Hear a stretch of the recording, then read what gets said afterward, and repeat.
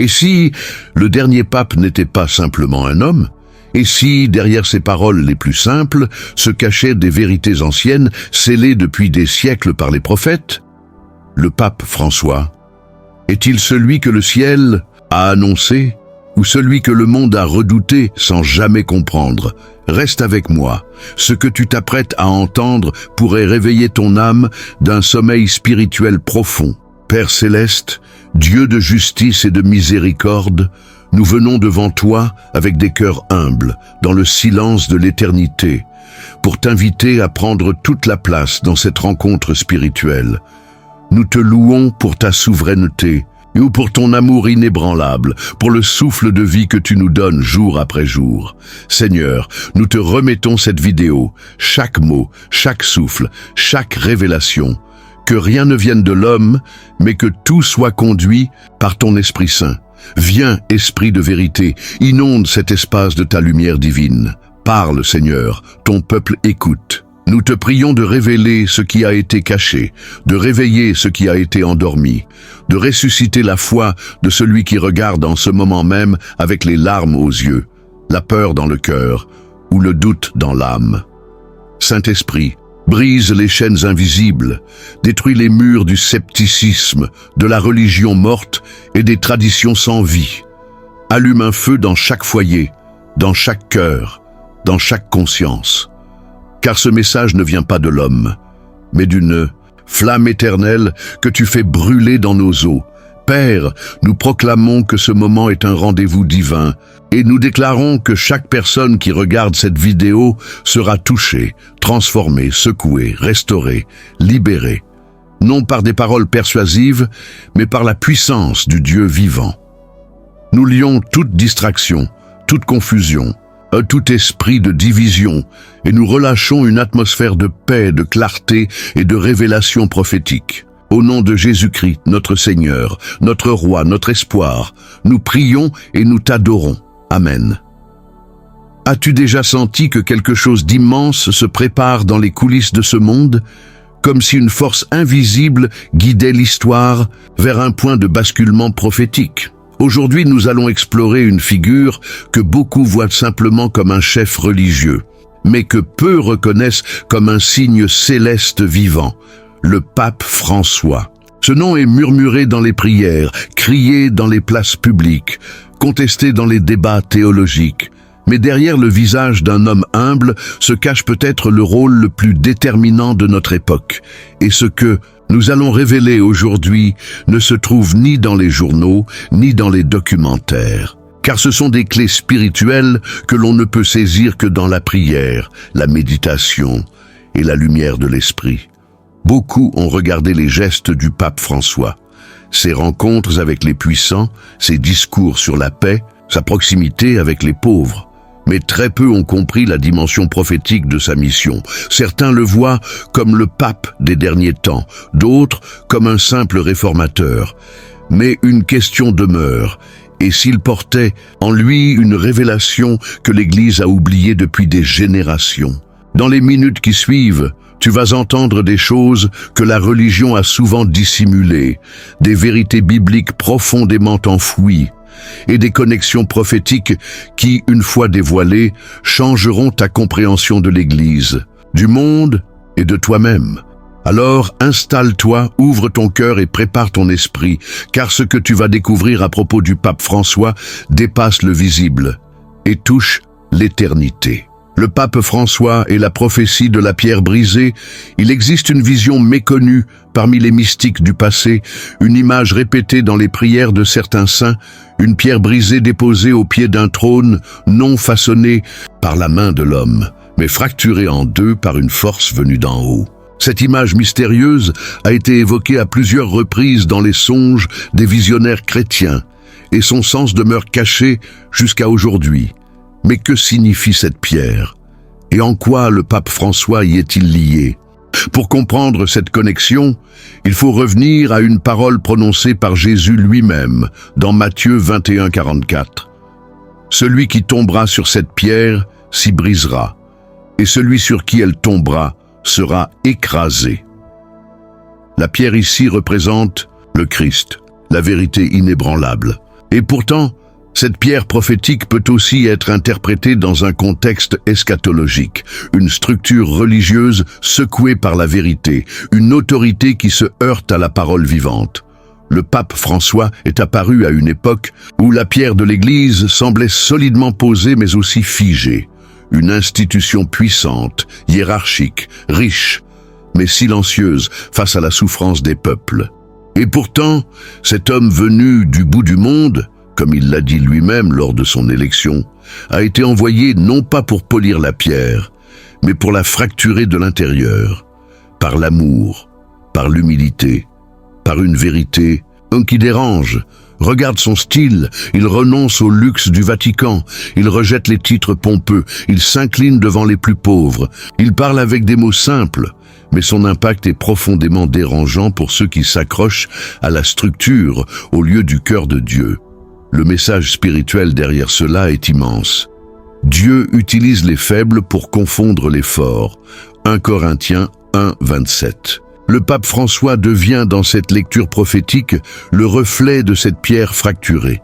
Un pontife qui remet en cause les traditions figées, qui appelle à une église en sortie, une église brisée, mais vivante. Certains disent qu'il divise l'église, mais en vérité il révèle ce qui a toujours été là, une église en tension entre la forme et l'essence, entre le pouvoir et le service, entre la structure et l'esprit. Et cela nous renvoie à notre propre vie spirituelle. Combien de fois avons-nous bâti notre foi sur une pierre lisse, polie, belle, mais morte? Combien d'entre nous préfèrent les apparences de la religion plutôt que la puissance d'une relation réelle avec Dieu? Le pape François, qu'on le critique ou qu'on l'admire, nous renvoie à cette question essentielle. Suis-je prêt à être brisé pour que le Christ vive vraiment en moi? Car c'est là le sens profond de cette vision. La pierre brisée est un cœur brisé, une église brisée, un peuple brisé. Mais c'est dans cette brisure que la lumière peut entrer, comme disait Leonard Cohen. Et c'est dans cette fragilité que la force du Saint-Esprit peut enfin se déployer. Le pape François n'est peut-être pas celui que les prophètes ont annoncé comme un conquérant ou un juge, mais peut-être est-il le signe visible que l'Église entre dans un temps de purification, de dépouillement, de retour aux sources. Un temps où la gloire ne reposera plus sur des cathédrales, mais sur des cœurs ardents. Dans les prochains blocs, nous allons explorer des révélations encore plus profondes sur son rôle, ses choix spirituels et leur résonance biblique, étonnante, y compris une connexion troublante avec le livre de l'Apocalypse. Le miroir de Pierre, François, l'Église et l'épreuve du feu. Il existe une vérité qui traverse toute l'histoire biblique, du feu du Sinaï jusqu'aux flammes de Pentecôte. Dieu purifie ce qu'il veut glorifier, mais cette purification ne vient jamais sans épreuve. Et ce que traverse aujourd'hui l'Église sous le pontificat du pape François n'est pas une simple réforme humaine, c'est une purification divine. Dans 1 Pierre 4, 17, il est écrit « Car c'est le moment où le jugement commence par la maison de Dieu ». Ce verset, souvent ignoré, est en réalité le socle spirituel du ministère du pape François. Il ne s'agit pas d'un jugement de condamnation, mais d'un appel à l'authenticité. Un appel à revenir à l'essentiel, à laisser le feu consumer ce qui est de l'homme pour révéler ce qui est de Dieu. Depuis son élection, François a été confronté à une église blessée par les scandales, rongée par le cléricalisme, refroidie dans sa mission. Mais au lieu de fuir ce feu, il y est entré. Il n'a pas ignoré les blessures, il les a nommées, il les a exposées, et parfois même au prix de sa propre réputation. Souviens-toi des mots qu'il a prononcés à propos de l'Église. Une Église pauvre pour les pauvres. C'est plus qu'un slogan social, c'est une déclaration spirituelle, presque prophétique. Car cette pauvreté n'est pas seulement matérielle, c'est une pauvreté de soi, un dépouillement intérieur, une remise totale entre les mains de Dieu. Et cela reflète étrangement une des scènes les plus puissantes de l'Écriture, celle de Daniel 3, où les 3 jeunes Hébreux sont jetés dans la fournaise ardente. Ils ne sont pas épargnés du feu, mais ils ne sont pas seuls dedans. Le texte dit qu'un 4e homme, semblable à un fils des dieux, marche avec eux. C'est cela que vit aujourd'hui l'Église, une fournaise de critiques, de tensions internes, d'incompréhension spirituelle, mais aussi une présence mystérieuse qui ne l'abandonne pas. François marche dans ce feu, et en cela, il est une figure prophétique, non pas parfaite, mais profondément significative. Il est ce miroir de Pierre, Pierre qui a renié, mais a été relevé, Pierre qui a douté mais a marché sur les eaux, Pierre qui a pleuré mais a été restauré par l'amour du Christ. Le pape François, comme Pierre, porte à la fois le poids de la charge et le feu du ciel. Il est souvent critiqué pour sa manière d'ouvrir les portes, d'accueillir les marginaux, de tendre la main à ceux que l'Église institutionnelle avait relégués dans l'ombre. Mais c'est précisément dans ce geste d'ouverture que se révèle la puissance du royaume. Car Jésus n'a pas bâti son Église sur une muraille, mais sur une confession de foi brisée, restaurée par la grâce. À chaque discours du pape, derrière les mots simples, résonne une voix plus grande, celle de l'Esprit qui dit « Ah, l'Église d'aujourd'hui, je ne vous ai pas appelé à la grandeur du monde, mais à la grandeur du cœur. » Ce feu qui brûle dans l'Église aujourd'hui, c'est celui du crible. Dieu est en train de séparer le système religieux de la réalité spirituelle. Et François, dans sa manière de vivre l'Évangile de façon radicale et simple, devient le catalyseur de cette division sainte. Mais attention, ce feu ne vise pas seulement le Vatican, il touche chacun de nous. Sommes-nous prêts à être dépouillés de notre religiosité, de nos masques spirituels, de notre orgueil ecclésial? Sommes-nous prêts à laisser Dieu allumer en nous un feu qui purifie tout, sauf sa gloire? Ce que vit François, c'est une épreuve qui annonce le retour du vrai, le réveil des cœurs sincères, la restauration de la mission divine de l'Église sur terre. Dans le prochain bloc, nous allons aborder un fait troublant. Une parole cachée prononcée lors d'un conclave, une connexion étonnante avec une prophétie de Zacharie et le rôle spirituel que François pourrait incarner dans la guerre invisible entre lumière et ténèbres. La prophétie cachée, le pape François et l'ombre de Zacharie. Parmi les livres prophétiques de l'Ancien Testament, Zacharie est sans doute l'un des plus mystérieux et méconnus. Ses visions semblent souvent énigmatiques, presque oniriques, et pourtant elles contiennent des codes spirituels d'une puissance inouïe, codes que seuls les temps de crise révèlent pleinement. L'un des passages les plus bouleversants se trouve dans Zacharie 3, 1-5. « Il me fit voir Josué, le grand prêtre, debout devant l'ange de l'Éternel, et Satan qui se tenait à sa droite pour l'accuser. » Regardons bien ce tableau. Un prêtre en fonction, un accusateur à sa droite, un ange de Dieu intervenant, et surtout des vêtements sales. Josué ici représente la figure sacerdotale tachée, affaiblie, corrompue, mais pas rejetée. Car au lieu de condamner, Dieu ordonne « Enlevez-lui les vêtements sales, puis je t'ai ôté ton iniquité et je te revêts d'habits de fête. » Ce récit, bien qu'ancien, trouve une résonance troublante dans le parcours du pape François. Lors du conclave de 2013, des témoins discrets rapportent une scène étrange. Juste après avoir accepté l'élection, le cardinal Jorge Mario Bergoglio aurait murmuré ces mots presque inaudibles « Que Dieu vous pardonne pour ce que vous avez fait ». Simple boutade ou conscience spirituelle aiguë de ce qu'il allait devoir porter. Il n'était pas le favori, il n'était pas celui que les puissances ecclésiastiques soutenaient. Et pourtant, il fut élu, presque arraché du silence, d'une vie simple, pour être projeté au sommet d'une structure sur le point de s'effondrer. Dans les années qui suivirent, les accusations commencèrent à pleuvoir, des controverses doctrinales, des critiques internes, des appels à sa démission, des divisions ouvertes au sein même du collège cardinalice. Exactement comme dans Zacharie, un homme devant Dieu, en service, et Satan à sa droite pour l'accuser. Mais ce qui est prophétique, c'est que Dieu ne retire pas la charge. Il ne détruit pas le temple. Il purifie le prêtre. Il change ses vêtements. Spirituellement, cela veut dire ceci. François incarne non pas la perfection, mais la miséricorde en marche. Il est celui que Dieu choisit, non parce qu'il est digne, mais parce qu'il est disponible. L'accusateur, dans ce passage de Zacharie, représente la logique religieuse figée, celle qui ne comprend pas que Dieu agit souvent en dehors des cadres officiels. Et cela explique pourquoi François dérange autant. Il ne rentre pas dans les cases. Il parle de l'environnement, des migrants, de la tendresse de Dieu. Il embrasse les lépreux du XXIe siècle, dialogue avec les non-croyants et parle de la joie plus que du jugement. Cela scandalise certains.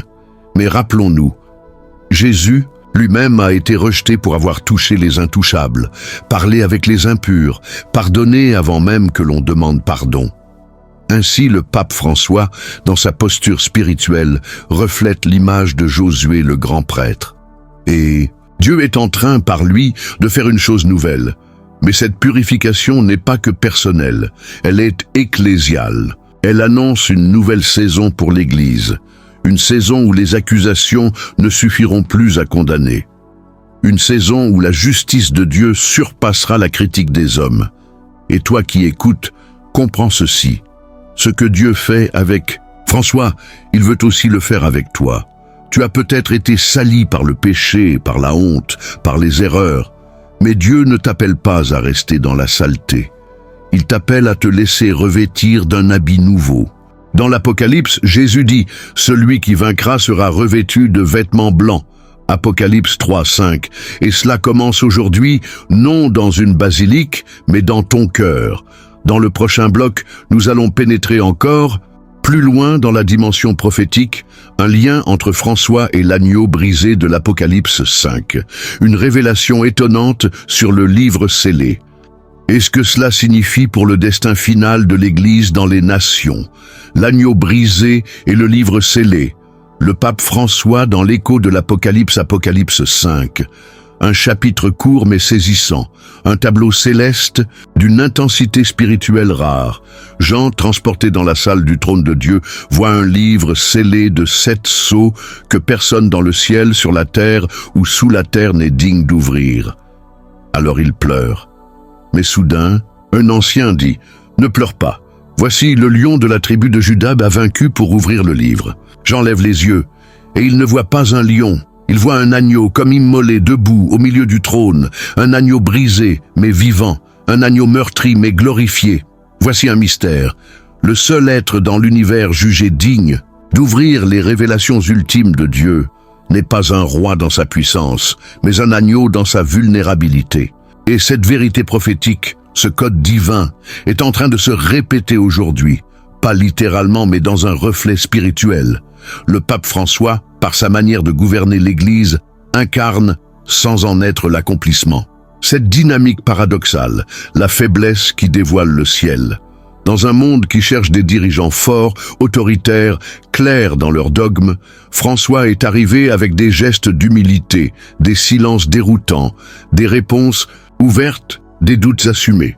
Pour beaucoup, cela est perçu comme une faiblesse, mais spirituellement, cela pourrait bien être une force cachée, car Dieu ne parle pas toujours par le tonnerre, il parle dans le murmure, il parle dans l'agneau. Regarde les premiers mots du pape François en tant que pontife. Priez pour moi. Ce n'était pas une formule, c'était une posture, celle de l'agneau qui se sait fragile, qui dépend du peuple de Dieu, qui reconnaît son besoin de grâce. Et aujourd'hui, encore, dans la gestion des crises, des conflits, des tensions internes, il ne choisit pas la voie de l'affrontement.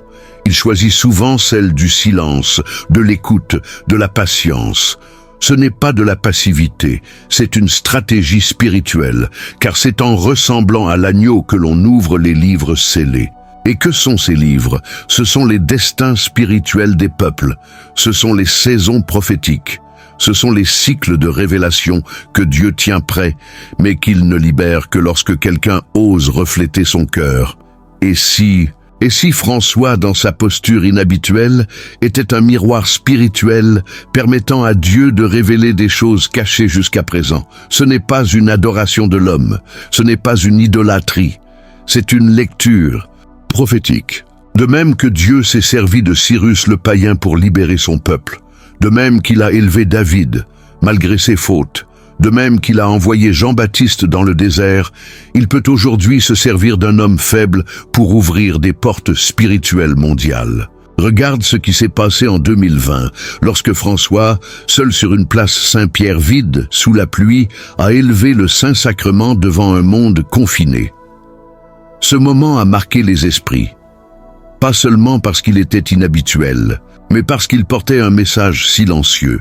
Dieu est toujours là, même quand tout s'effondre. Et ce geste, prophétiquement, a été comme un seau brisé, un appel silencieux à revenir à l'essentiel, un cri de l'agneau au cœur de la tempête mondiale. C'est pourquoi cette figure du pape François mérite d'être regardée non avec les yeux de la chair, mais avec les yeux de l'esprit. Non pour approuver toutes ces paroles, mais pour discerner ce que Dieu est en train de faire à travers lui. Car le livre scellé dans Apocalypse 5 n'est pas seulement un rouleau antique, c'est ton propre livre aussi. C'est ton appel, ton identité, ton futur spirituel. Et ce n'est qu'en embrassant l'attitude de l'agneau, en acceptant la brisure, l'humilité, le dépouillement, que tu deviendras toi aussi digne d'ouvrir ce que Dieu a écrit pour toi. Dans le prochain bloc, nous allons plonger dans une révélation encore plus forte, l'annonce mystérieuse de Malachie sur les derniers papes. La place de François dans cette ligne prophétique, et ce que cela pourrait annoncer pour la génération actuelle de croyants. La prophétie de Malachie et le dernier pape. François est-il Pierre le Romain ? Depuis plusieurs siècles, une prophétie enflamme l'imaginaire de nombreux croyants, chercheurs et théologiens. La prophétie des papes de Saint Malachie. Attribuée à l'archevêque irlandais Malachie d'Armagh, cette suite de courtes devises latines aurait été révélée au XIIe siècle et publiée pour la première fois en 1595. Elle prétend énumérer une liste complète des papes depuis Célestin II, 1143, jusqu'à un dernier pape mystérieusement nommé Petrus Romanus, Pierre le Romain. Et voici ce que dit la devise finale.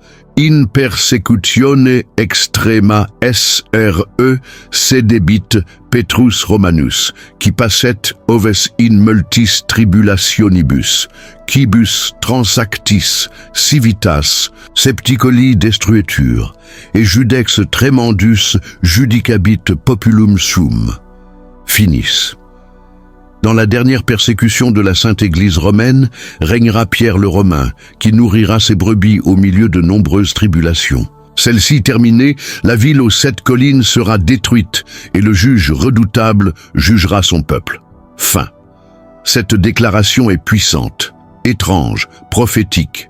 Et aujourd'hui, nombreux sont ceux qui se demandent, le pape François serait-il ce Pierre le Romain ? À première vue, non, il ne s'appelle pas Pierre. Il est d'origine argentine. Et pourtant, observons les faits avec les yeux de l'esprit. D'abord, le nom François. C'est la première fois dans l'histoire de l'Église qu'un pape choisit ce nom. Et il ne l'a pas choisi au hasard. Il l'a choisi en mémoire de Saint François d'Assise, le pauvre, le réformateur, le prophète radical. Mais plus précisément, l'un des plus grands biographes de Saint François, Thomas de Celano, rapporte une vision dans laquelle Jésus dit à Saint François « Va et répare ma maison qui, comme tu le vois, tombe en ruine. » Le pape François, à son tour, semble avoir pris cette parole comme mission. Réparer une église fracturée, ramener les brebis, parler au cœur des nations, nourrir les âmes, au milieu des tribulations. Cela correspond mot pour mot à ce que dit Malachie, qui passera ses brebis dans de nombreuses tribulations. Or, jamais l'Église n'a été aussi confrontée à des bouleversements simultanés, crise interne, diminution des vocations, abus spirituels révélés, pandémie mondiale, avancées technologiques déshumanisantes, un monde en perte de repères spirituels. Et dans ce chaos, un vieil homme vêtu de blanc, né dans le sud de l'Amérique latine, marche à contre-courant avec un évangile de paix, de simplicité et de miséricorde. Est-ce là le portrait d'un souverain ou d'un serviteur? Est-ce un chef traditionnel ou un berger prophétique, comme l'annonce la prophétie? Mais pourquoi Pierre le Romain? Il faut aller plus loin que le littéral. Le nom Pierre évoque le fondement. Jésus l'a dit, « Tu es Pierre, et sur cette pierre, je bâtirai mon Église. » Le pape François, loin des fastes et des dogmes rigides, revient au fondement. à l'amour du Christ, à la compassion pour les plus petits, à l'essence de l'Évangile.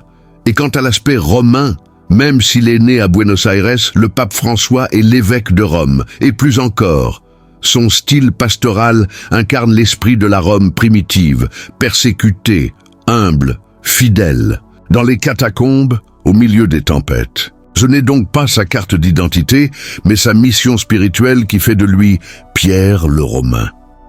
Et que dit la prophétie à la fin? La ville aux 7 collines sera détruite.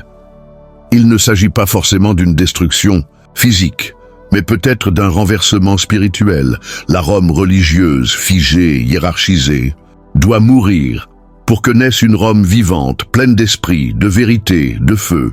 Et c'est peut-être cela que François est venu incarner. Non la fin de l'Église, mais la fin d'un modèle d'Église qui a étouffé l'Évangile. Et le début d'une ère nouvelle, prophétisée, attendue, préparée.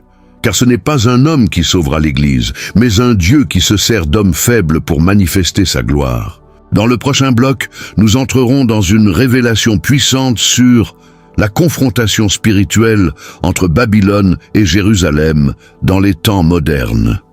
Le rôle de l'Église face à cette guerre invisible. Et comment François, malgré lui, devient un catalyseur de purification mondiale. Babylone et Jérusalem, la guerre invisible et le rôle purificateur du pape François. Depuis les premiers chapitres de la Genèse jusqu'aux dernières lignes de l'Apocalypse, 2 cités s'opposent, s'affrontent, se regardent en miroir, Babylone et Jérusalem. Non pas simplement 2 lieux géographiques, mais 2 réalités spirituelles, 2 systèmes, 2 mentalités, 2 royaumes. Babylone, c'est l'orgueil humain, l'idolâtrie, la confusion. C'est la ville bâtie sur le sang, le luxe, le pouvoir, la séduction spirituelle. Elle prétend à la grandeur, mais elle est vide de Dieu. Jérusalem, au contraire, c'est la ville de la présence, la cité de la paix, le lieu du sacrifice. C'est là où Dieu choisit d'habiter, là où la vérité descend du ciel, là où l'agneau est offert. Et aujourd'hui, cette guerre continue. Elle se déroule dans l'invisible, mais aussi à travers les structures visibles, institutions, gouvernements, religions, systèmes économiques. L'Église elle-même n'en est pas exempte. Et c'est là que le ministère du pape François prend une dimension que très peu osent regarder en face. L'Église, dans son histoire, a souvent flirté avec Babylone. Elle a pris les ors des palais. Elle a établi des trônes là où le Christ avait posé une croix. Elle a parfois préféré l'influence politique à l'obéissance prophétique. Elle a échangé la voie du désert contre celle des empires. Et dans cette tension entre Babylone et Jérusalem, François semble apparaître comme une figure de rupture, non pas parce qu'il détruit, mais parce qu'il expose, il révèle, il dénude. Souviens-toi de cette parole prophétique dans Apocalypse 18:4. Sortez du milieu d'elle, mon peuple, afin que vous ne participiez point à ses péchés. Ce sortez ne désigne pas un exil géographique. Il appelle à un exode spirituel, un départ intérieur, un désengagement des compromissions. Et c'est précisément ce que François incarne à travers ses gestes simples. Le rejet des appartements luxueux pour habiter la maison Sainte-Marthe. L'abandon du trône pour un fauteuil, le refus des privilèges pour embrasser les lépreux, les migrants, les oubliés. En cela, il quitte Babylone pour marcher vers Jérusalem. Et il appelle l'Église à faire de même. Mais ce chemin est douloureux. Il passe par la solitude, l'incompréhension, la critique féroce. Car quitter Babylone, c'est quitter les conforts religieux. C'est renoncer au prestige, au contrôle, aux alliances de pouvoir. Et nombreux sont ceux, même au sein de l'Église, qui résistent à ce mouvement. Ils voient en François une menace, mais peut-être est-il un miroir leur montrant ce qu'ils ne veulent pas voir. Dans Ézéchiel 8, Dieu conduit le prophète dans le temple de Jérusalem et lui montre les abominations cachées derrière les murs sacrés. C'est une scène saisissante. Des idoles dans la maison de Dieu, des prêtres qui adorent le soleil, des rites mêlés à la corruption. Ce que Dieu a montré à Ézéchiel, François le montre au monde. Il n'invente pas les scandales, il les expose, et en cela il participe à une œuvre de purification, car l'Église ne peut redevenir Jérusalem tant qu'elle abrite Babylone dans ses recoins. Elle ne peut accueillir la gloire tant qu'elle protège la honte. Elle ne peut être épouse tant qu'elle pactise avec les marchands du temple. Et c'est là que le rôle de François devient prophétique, non pas comme un messie, mais comme un agent de réinitialisation. Un pontifex, un constructeur de ponts, oui, mais aussi un briseur de cycles. Comme Moïse, il voit la terre promise, mais peut-être n'y entrera-t-il pas. Mais ce qu'il prépare, c'est une église dépouillée, épurée, en feu, pour Dieu. Et toi, que feras-tu? Restes-tu à Babylone ou entres-tu dans Jérusalem? Acceptes-tu d'être dérangé, remué, confronté pour marcher dans la vérité? Ou préfères-tu les chants d'apparence à la voix du trône? Dans le prochain bloc, nous parlerons de la réforme spirituelle invisible qui est déjà en marche, le retour aux églises domestiques, l'émergence de la prière prophétique dans les foyers, et comment François annonce, sans le dire, un changement de dimension dans la façon d'être Église. L'Église de demain. François est l'annonce silencieuse d'un réveil domestique. Il existe des mouvements de Dieu qui ne font pas de bruit. Ils ne s'expriment pas dans les cathédrales pleines, ni dans les conférences médiatisées. Ils naissent dans les maisons, dans le secret, dans la fragilité, dans le silence habité. C'est là, dans ces lieux ordinaires, que l'extraordinaire de Dieu se manifeste. Et le pape François, à sa manière, en a été le messager silencieux. Depuis son élection, quelque chose a commencé à bouger dans l'Église. Pas dans ses structures visibles, mais dans sa base spirituelle. Un réveil discret, une reconfiguration. Une prise de conscience que l'Église, ce n'est pas un bâtiment. Ce n'est pas une hiérarchie. Ce n'est pas un programme dominical. L'Église, c'est un peuple de foi. Un peuple de prière, un peuple dispersé, mais uni par le même esprit. Et si François ne l'a jamais proclamé directement, il l'a incarné. À chaque fois qu'il appelle à une église en sortie, à chaque fois qu'il invite à la proximité, à la simplicité, à l'accompagnement, il parle en réalité d'un retour aux origines, les églises domestiques. Souviens-toi du livre des Actes, avant les grandes basiliques, avant Constantin, avant les conciles, il y avait des hommes et des femmes rassemblés dans des maisons. Ils partageaient le pain, ils priaient avec ferveur, ils vivaient l'amour fraternel, et la gloire de Dieu se manifestait avec puissance. Ce modèle-là, François l'a remis en lumière sans grande déclaration, par des gestes, par des rencontres intimes, par des encouragements discrets à ceux qui œuvrent dans la périphérie. Et pendant que beaucoup observent le sommet de l'Église avec inquiétude, le Saint-Esprit agit à la base, dans les foyers, dans les cœurs, dans les cuisines transformées en sanctuaires. Ce réveil domestique est en train de prendre forme. Des familles se lèvent à l'aube pour prier ensemble. Des groupes de jeunes se réunissent autour d'une Bible, sans prêtre ni organiste. Des mères seules deviennent des prophétesses dans leur salon. Des pères usés se lèvent comme des prêtres de leur propre maison. Et tout cela sans publicité, sans spot télé, sans liturgie officielle. Pourquoi? Parce que Dieu est en train de sortir son peuple du temple pour le préparer à la gloire. Et François, par sa manière d'ouvrir des portes, d'encourager la responsabilité locale, de valoriser la parole des laïcs, il annonce, sans le dire, ce changement de paradigme. Il appelle l'Église à se décentraliser spirituellement, à se recentrer sur le Christ, à se redéployer dans les maisons. Regarde comment, pendant la pandémie, les églises ont été fermées, les hôtels vidés, les chaises vides, mais chez des milliers de croyants, une flamme s'est rallumée. Ils ont redécouvert la prière sans programme, la foi sans structure, la présence de Dieu sans micro ni écran. Et cela, c'est l'Église de demain.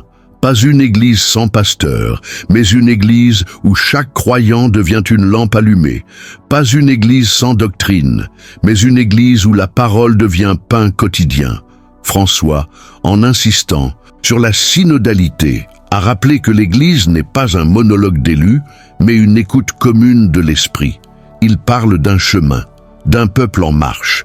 Et c'est précisément la vision d'un peuple prophétique, mobile, fluide, enraciné dans la prière. Et toi qui écoutes, sais-tu que ta maison peut devenir une église, que ton salon peut devenir un lieu d'autel, que ta cuisine peut devenir un lieu d'intercession? Dieu n'attend pas que tu aies un diplôme. Il attend que tu ouvres ton cœur. Il cherche des hommes, des femmes, des jeunes, non pas parfaits, mais disponibles, non pas éloquents, mais brûlants.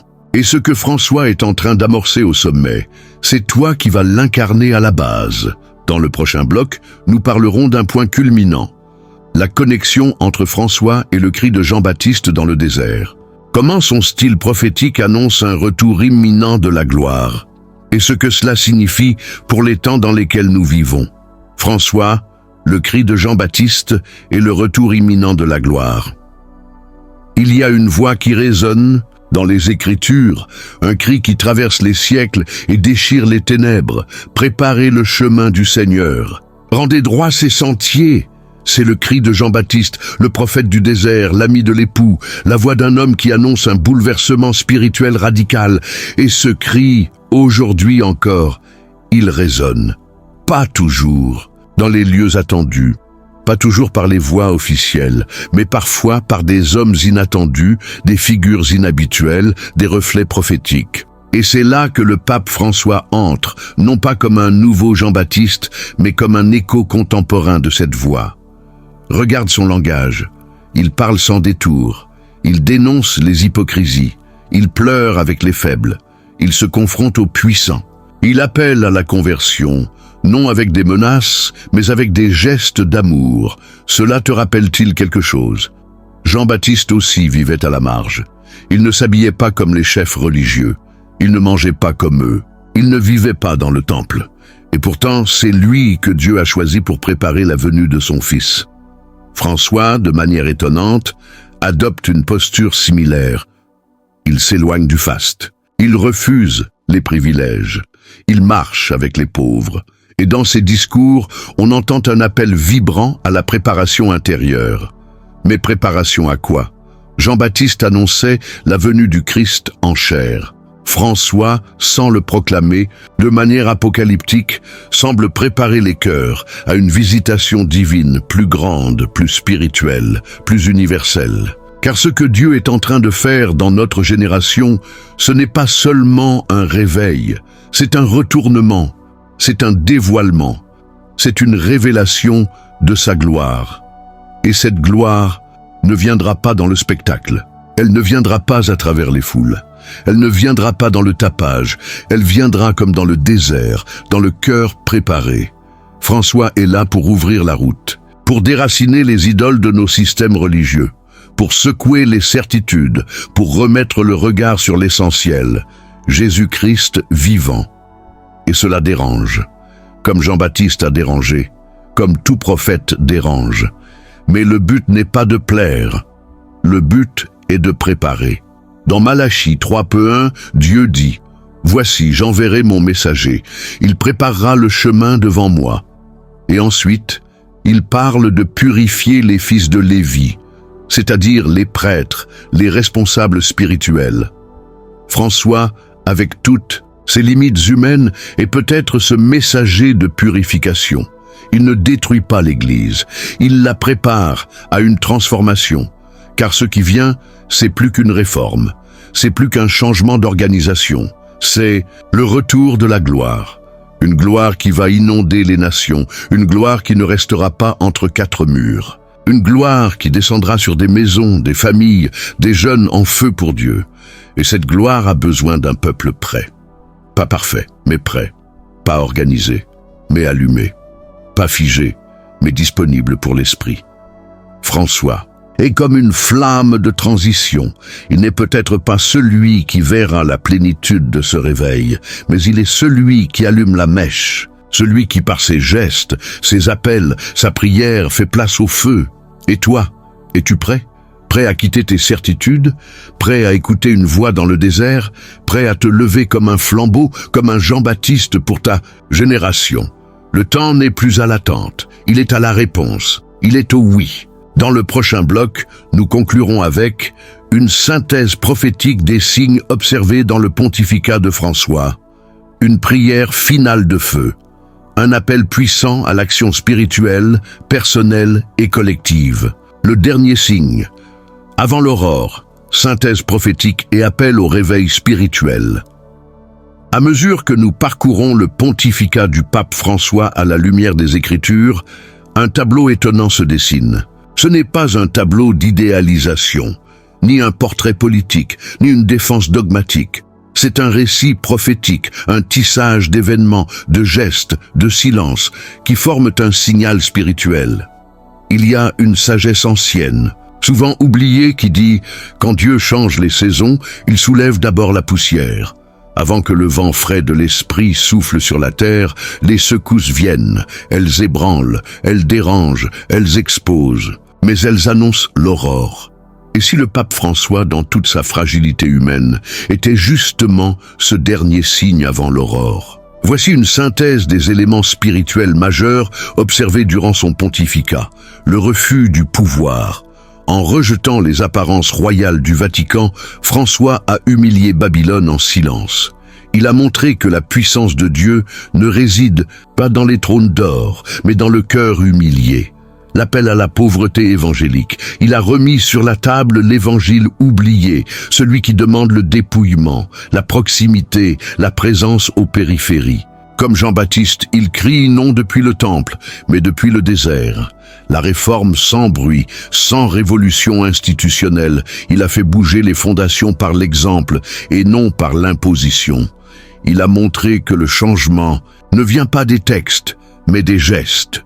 Le réveil des églises domestiques, le confinement du monde a réveillé la prière dans les foyers et sans même l'avoir orchestré, François en a été le catalyseur providentiel. La confrontation avec l'esprit de Babylone, en dénonçant la mondanité, le cléricalisme, l'hypocrisie, il a mis en lumière les liens invisibles de l'Église avec l'esprit du monde. Non pas pour condamner, mais pour purifier. Le silence prophétique. Là où beaucoup veulent des déclarations autoritaires, il répond par le silence. Un silence qui reflète le silence de Jésus devant Pilate. Ce silence, c'est un feu, un cachet qui juge les cœurs.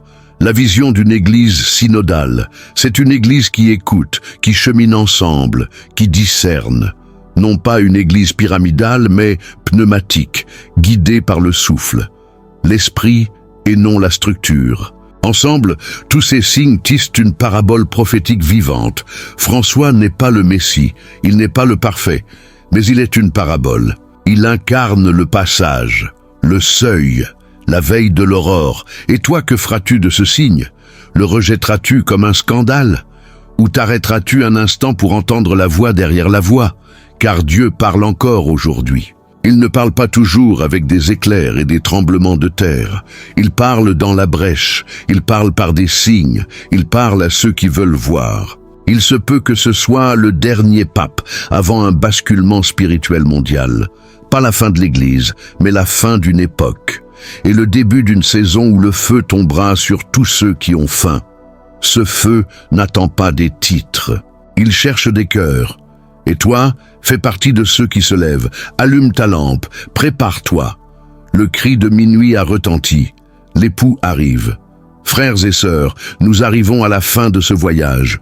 Un voyage qui ne parle pas simplement d'un homme, mais d'un mouvement céleste, d'un appel pressant venu du cœur de Dieu. Ce message n'est pas pour être seulement écouté. Il est fait pour te réveiller, il est fait pour te renverser, il est fait pour t'enflammer, car tu viens d'entendre non pas un récit historique ou une analyse religieuse, mais un appel prophétique, un signal d'alerte, une trompette dans la nuit. Le pape François n'est pas la finalité, il est le panneau, le témoin, le déclencheur. Ce que Dieu cherche maintenant, ce ne sont pas des spectateurs, ce sont des flambeaux. Des hommes, des femmes, des jeunes qui entendent la voix de l'épouse et qui disent « Me voici Seigneur, envoie-moi ».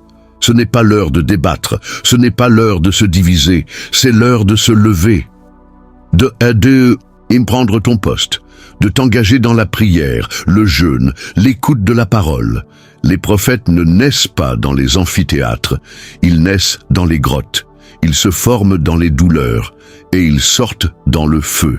Aujourd'hui, Dieu t'appelle à devenir un Jean-Baptiste pour ton époque. Un flambeau dans ton quartier, un veilleur sur ta famille, un adorateur au cœur brûlant. Ne dis pas « Qui suis-je » Dieu appelle ceux qui répondent, et ta réponse est plus puissante que tu ne l'imagines. Alors maintenant, unissons-nous dans une dernière prière, une prière simple mais chargée de foi. Prière finale. Seigneur Dieu Tout-Puissant, nous avons entendu ta voix. Nous avons discerné ton appel, et maintenant nous te disons « Oui », nous te donnons nos doutes, nos blessures, nos résistances. Purifie-nous, Seigneur, brise nos Babylones intérieures, redresse nos Jérusalem dévastées, fais de nous un peuple ardent, fidèle, prêt à marcher dans ton feu. Merci pour les signes que tu envoies, merci pour les témoins, pour les sentinelles. Merci pour ce temps, cette saison, cette invitation. Que chacun ici reçoive l'onction de réveil, que chaque maison devienne un autel, que chaque cœur s'ouvre à ta gloire, et que ta volonté soit faite, comme au ciel, ainsi sur la terre. Au nom de Jésus-Christ, Amen. Appel à l'action. Si ce message a parlé à ton cœur, ne le garde pas pour toi. Abonne-toi à cette chaîne pour recevoir plus de révélations prophétiques. Laisse un commentaire. Qu'as-tu ressenti? Que veux-tu que Dieu fasse dans ta vie? Partage cette vidéo avec 3 personnes. Tu ne sais pas, peut-être que Dieu les touchera puissamment à travers toi. Et n'oublie pas, le lien dans la description te conduira vers une révélation puissante sur les fréquences cachées de Dieu. Ne rate pas cette opportunité.